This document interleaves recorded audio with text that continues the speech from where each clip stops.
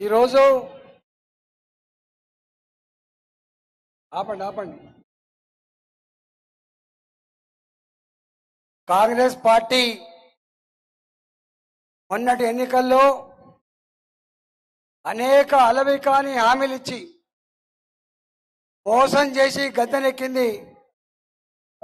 మళ్ళీ ఈ దఫా మరోసారి మోసం చేసి ప్రజల్ని కన్ఫ్యూజన్లో పెట్టి సీట్లు దండుకునే ప్రయత్నం చేస్తోంది.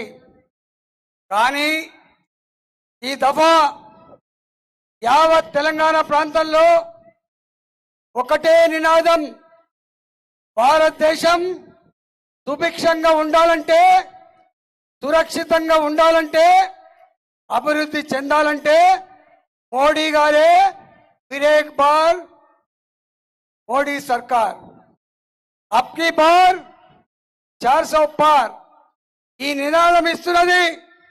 పార్టీ కార్యకర్తలు కాదు, నాయకులు కాదు, ఈ నినాదం ఇస్తున్నది యావత్ భారత ప్రజానికం. కాబట్టి నేను ఒక్కడే తెలంగాణ ప్రజానికానికి విజ్ఞప్తి చేస్తున్నా, అబద్ధపు మాటలు మళ్ళీ భారతీయ జనతా పార్టీ అధికారంగా వస్తే రిజర్వేషన్లు పోతే అటువంటి నీచపు ప్రచారం చేస్తున్నారు.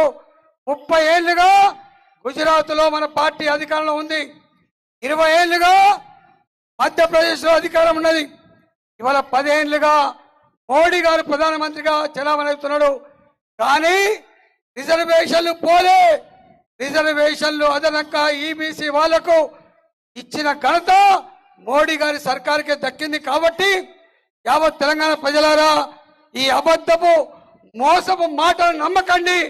అనగారిన వర్గాల ప్రజానికానికి హక్కును చేసుకొని అధికారం కట్టబెట్టిన పార్టీ భారతీయ జనతా పార్టీ మాత్రమే. కాబట్టి రాబోయే కాలంలో తెలంగాణలో గౌరవనీయులు అమిత్ షా గారు తొలిసారి వచ్చినప్పుడు 12 సీట్లు గెలుస్తాయని చెప్పిండో, అక్షరాల రాబోయే కాలంలో ఈ ఎన్నికల్లో 12 సీట్ల పైబడి గెలిచి తెలంగాణ గడ్డ మీద మన జెండా ఎగిరడం ఖాయమని చెప్పి తెలియజేస్తూ, ఈరోజు మీరు కంటోన్మెంట్లో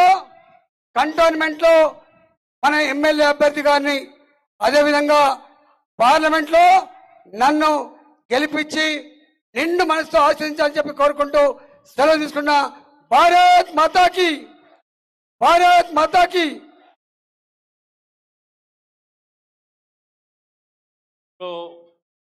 మనందరం ఎదురు చూస్తున్నటువంటి మన